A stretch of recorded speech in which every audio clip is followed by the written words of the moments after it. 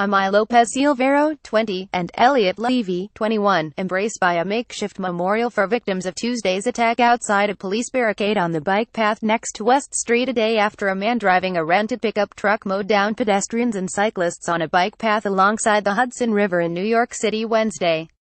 Shannon Stapleton, Reuters, New York. On the morning of September 11, 2001, Annie Thoms was teaching freshman English at Stuyvesant High School in Lower Manhattan. Her classroom full of 13 and 14-year-olds shook as the first tower fell just 5 blocks away. Thoms was teaching freshman English again on Tuesday afternoon, when a man drove a pickup truck into pedestrians and cyclists on a bike lane next to the school, killing 8 people and wounding many more. For Thoms, and many others in the neighborhood, the incident brought back painful memories from 16 years ago.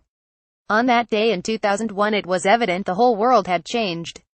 But Tuesday's attack, Thoms said, just feels like another steady drumbeat, one more frightening event for New Yorkers to face down and then, with characteristic bravado, move past.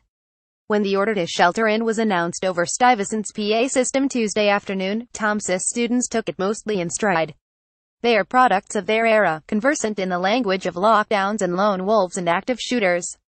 They called their parents, texted friends, then started looking up news on their phones. Law enforcement officials investigate a pickup truck used in an attack on the West Side Highway in Lower Manhattan in New York City, U.S., November 1, 2017. Brendan McDermott, Reuters. At one point, in an effort to quell speculation about the crime, Thoms took out her own phone and read aloud a primer on the smart way to consume breaking news. It occurred to her that in 2001, there was no such primer. She didn't own a cell phone. Her students hadn't even been born. 6 floors below, social studies teacher Matt Palazzo was scanning the crime scene from the window of the school's student union, which overlooks the bike path. Students crowded around him. It looked like all hell was breaking loose, he said. Gazing north, Palazzo saw 2 bodies lying on the path, and recalled a scene from 16 years earlier, teenage students watching desperate people fling themselves from the burning towers of the World Trade Center. That was obviously a parallel back to September 11, Palazzo said. It seemed like something kids shouldn't see. He pulled the students away from the window and closed the student union. Upstairs, as it became clear the violence below would not reach them, Thoms says students' attention drifted. They wrote out chemistry problems on the blackboard, practiced dance routines in the space between desks. These kids are also products of their city, Thoms said. They are New Yorkers, accustomed to carrying on with their lives while major events unfold on the streets below. After about 3 hours, a police officer came to the classroom and guided Thoms and her students down 8 flights of stairs to the school's ground floor. On 911, the evacuation had been chaotic, nothing like the fire drills that were the school's only preparation for such an emergency. Now Stuyvesant regularly practices lockdowns.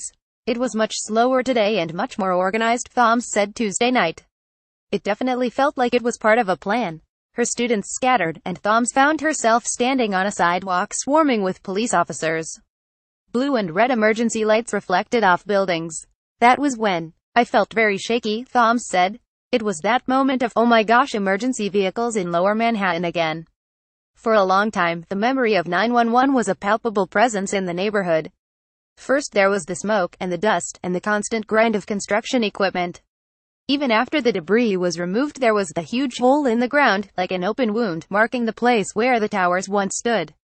Now the site has been turned into a museum and a memorial, and the area around it built up into a gleaming financial center.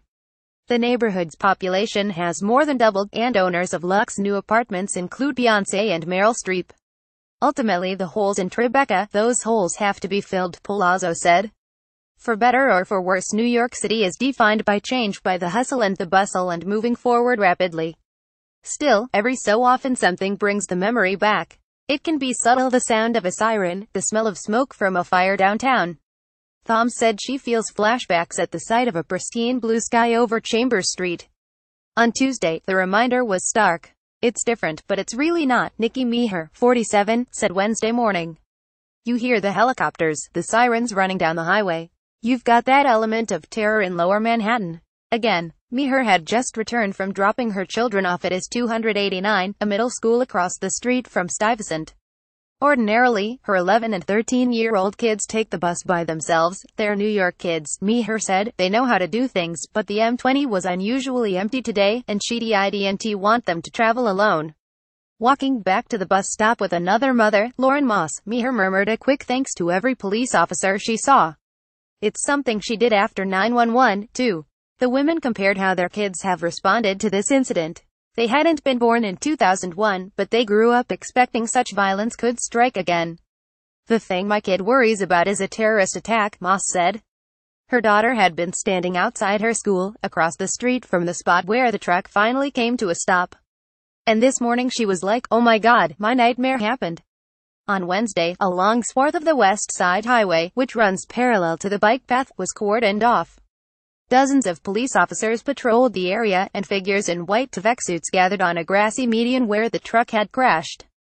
Yet the majority of people rubbernecking across the caution tape were members of the media.